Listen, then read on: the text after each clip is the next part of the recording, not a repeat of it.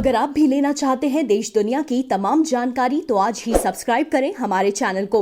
साथ ही नीचे दिए बेल आइकन को जरूर दबाएं ताकि हर अपडेट आप तक पहुंच सके। नमस्कार, व्यवसाय न्यूज नेटवर्क के खास कार्यक्रम विषय खबरों में आप सभी का स्वागत है।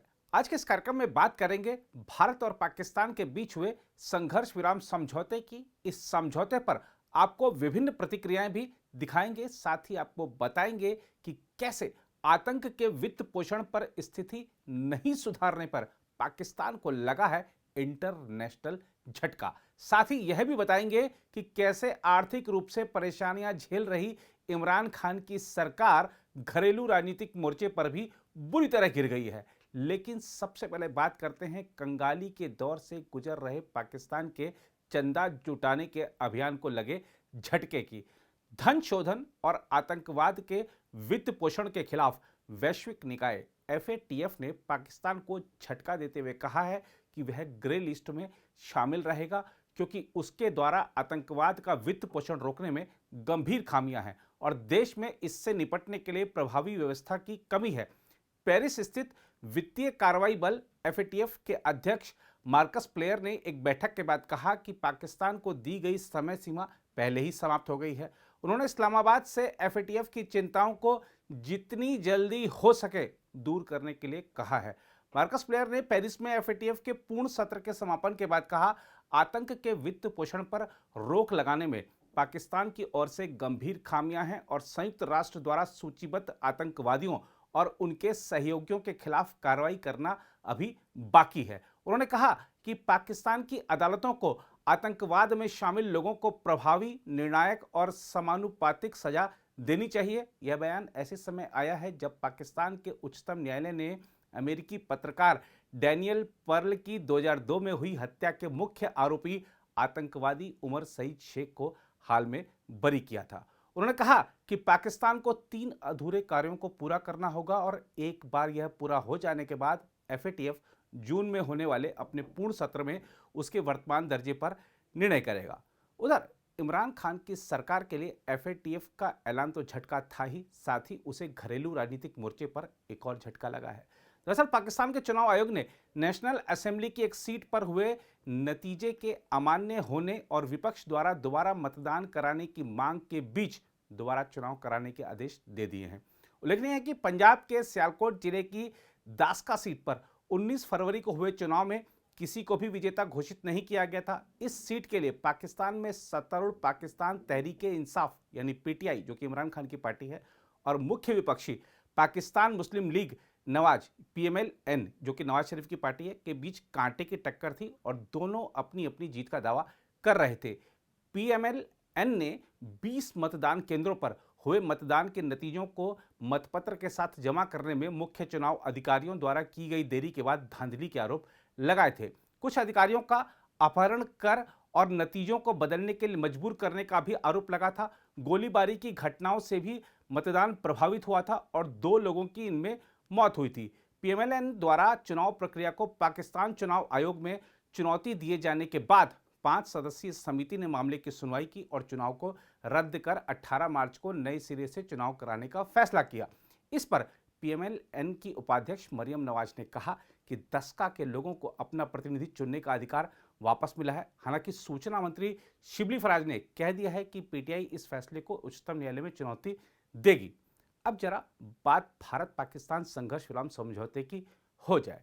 भारत और पाकिस्तान की सेनाओं के बीच संघर्ष विराम समझौते की घोषणा के बाद भारतीय सैन्य अधिकारियों ने कहा है कि आतंकवाद और घुसपैठ से लड़ने के लिए पाकिस्तान सीमा पर सैनिकों की तैनाती या सैन्य अभियानों में कमी नहीं की जाएगी। भारतीय अधिकारियों ने कहा है कि संघर्ष विराम का यह मतलब नहीं है कि आतंकवाद के खिलाफ सेना का अभियान थम जाएगा।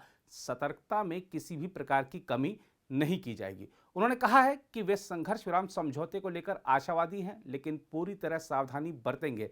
इस समझौते से दोनों तरफ के नागरिकों को राहत मिलेगी। अंतर्राष्ट्रीय सीमा और नियंत्रण रेखा पर गोलीबारी की घटनाओं में 2018 से 2020 के दौरान 70 नागरिकों की मौत हो गई और 341 लोग घायल हो गए। देखा जाए तो पाकिस्तान की ओर से संघर्ष विराम उल्लंघन का सबसे ज्यादा नुकसान सीमाई इलाकों में रहने वाले लोगों को ही झेलना पड़ता है। आइए जरा देखते हैं स्थानीय लोग क्या कह रहे हैं और क्या उन्हें पाकिस्तान पर भरोसा है। अच्छी बात है अगर उल्लंघन ना हो तो। जैसे हम खेती बाड़ी करने में दिक्कत आती है, फायरिंग होती है, कब कोई पता नहीं कब फायरिंग हो जाए, रात को हो जाए, दिन को हो जाए। बच्चे स्कूल जाते हैं, जैसे इधर बंकर बने हैं, स्कूल बंद पड़ जाते हैं, कोई काम नहीं होता है। अगर फायरिंग बंद हो जाए तो अच्छी बात है। बहुत बढ़िया है ये, अगर सीज फायर ना हो तो। अगर पाकिस्तान का कोई तो भरोसा नहीं है, कभी भी कर सकते हैं। जैसे कि पिछली बार हुआ, हम इधर थे तो हमारे इधर बहुत ज़्यादा शेलिंग हुई और हम इधर से भाग के पीछे चले गए। और होना नहीं चाहिए, मतलब कि अगर वो पाकिस्तान बोलता है कि हम सीज फायर ना करें तो एग्रीमेंट करते हैं तो बहुत बढ़िया है। अपनी गवर्नमेंट का भी और पाकिस्तान की गवर्नमेंट का भी इस्तेमाल करते हैं। ऐसा होना चाहिए, जो आज हुआ है जो बरसों पहले होना चाहिए था। लेकिन हम तो अपने वादे पर कायम रहेंगे, लेकिन पाकिस्तान का कोई भरोसा नहीं है। उधर अमेरिका ने नियंत्रण रेखा तथा अन्य क्षेत्रों में संघर्ष विराम के सभी समझौतों का सख्ती से पालन करने के भारत और पाकिस्तान के संयुक्त बयान का स्वागत किया और इसे दक्षिण एशिया में शांति और स्थिरता की दिशा में एक सकारात्मक कदम बताया है। व्हाइट हाउस की प्रेस सचिव जेन साकी ने अपने दैनिक संवाददाता सम्मेलन में कहा कि बाइडेन प्रशासन पाकिस्तान सहित क्षेत्र के नेताओं और अधिकारियों के साथ संपर्क में है। यही नहीं, अलगाववादी हुर्रियत कॉन्फ्रेंस के उदारवादी धड़े ने भी जम्मू कश्मीर में नियंत्रण रेखा पर संघर्ष विराम को लेकर भारत और पाकिस्तान की सेनाओं के बीच बनी सहमति का स्वागत किया और कहा कि इससे वहां के परेशान लोगों को एक बड़ी राहत मिलेगी। मीरवाइज उमर फारूक के नेतृत्व वाले हुर्रियत गुट ने एक बयान में कहा है, यह सही दिशा में उठाए गए कदम है जिससे नियंत्रण रेखा के पास लगातार खतरे में रह रहे लोगों को बड़ी राहत मिलेगी और वहां रक्तपात समाप्त होगा। हुर्रियत ने कहा कि भारत और पाकिस्तान की सरकारों को जम्मू कश्मीर के लोगों की आकांक्षाओं को ध्यान में रखते हुए इसकी मुख्य चिंता को दूर करने की जरूरत है। अलगाववादी समूह ने कहा कि इस चिंता को दूर करने के लिए वार्ता सबसे अच्छा माध्यम है और हमने हमेशा इसकी वकालत की है। जम्मू कश्मीर के पूर्व मुख्यमंत्री फारूक अब्दुल्ला ने भी संघर्ष विराम समझौते का स्वागत किया है। बहुत अच्छी खबर है कि पाकिस्तान और हिंदुस्तान की जो बॉर्डर्स हैं उन पे अब गोलाबारी नहीं होगी और जो हमारे मुसीबतें हमने देखी हैं, मौतें देखी हैं हमारे लोगों की, घर उड़ते देखे, बच्चे और औरतें और मर्द मरते देखे, वही हाल पार भी होगा। और फौजी जवान इधर भी मरे, वहाँ भी मरे। तो ये बहुत अच्छी खबर है कि ये एक मामला तय हो रहा है, प्यार से हो रहा है, कोशिश कर रहे हैं कि दोनों देशों में अमन आए। मुझे ये याद है कि जब वाजपेयी जी आए थे कश्मीर और उन्होंने कहा था कि दोस्त बदलाए जा सकते हैं, पड़ोसी बदलाए नहीं जा सकते। पड़ोसी के साथ अगर हम दोस्ती में रहेंगे, वो हमारे साथ दोस्ती में रहेंगे, दोनों तरक्की करेंगे। और अगर दोस्ती में नहीं रहे तो दोनों की तरक्की सुस्त हो जाएगी। कोविड वायरस ने तो पहले ही सारी दुनिया को नुकसान पहुंचाया है और ये अच्छी बात है कि दोनों बड़े मुल्क हैं, न्यूक्लियर पावर है, एक अच्छी शुरुआत है।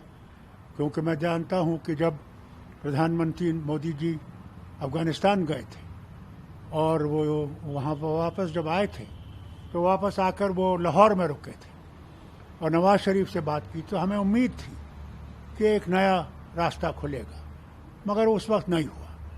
मैं उम्मीद करता हूं कि अब दोनों प्रधानमंत्री जो हैं वो एक नया रास्ता लेंगे जिसमें दोनों मुल्क आबाद होंगे और जम्मू कश्मीर का भी समस्या जो है वो सुलझ जाएगी। एक शुरुआत, बड़ी नेक शुरुआत हुई है और हमें इसको वेलकम करना चाहिए। हम सब वेलकम करते हैं। अब ये एक बहुत बड़ी कदम है और इसके सिवा मैंने कुछ नहीं कहना है। और मैं समझता हूँ कि मैं उम्मीद करता हूँ कि दोनों प्रधानमंत्री जो हैं, नरेंद्र मोदी जी और इमरान खान साहब, कि ये सच्ची नीयत से इस चीज़ को सुलझाने की कोशिश करें।